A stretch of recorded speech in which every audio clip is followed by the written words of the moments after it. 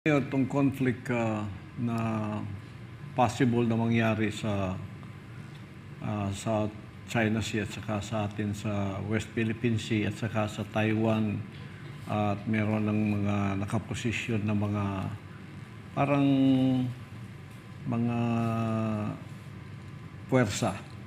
Ano ang masasabi mo doon sa pagkakalagay ng EDCA? Ito ba'y posible kung magkaroon ng conflict ang USA and China, madadamay ang ating bansa?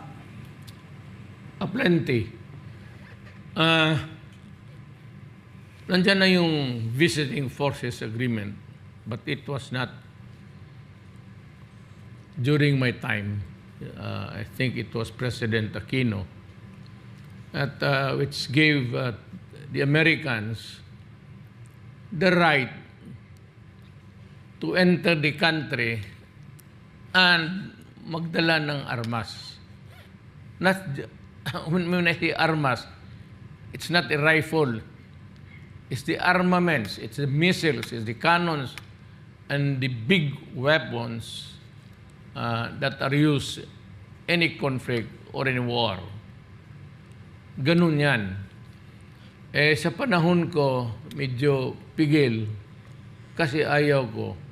Not because I do not like America. Huwag kayong makinig dito mga Amerikano na mga siraulo na ganon talaga Amerikano.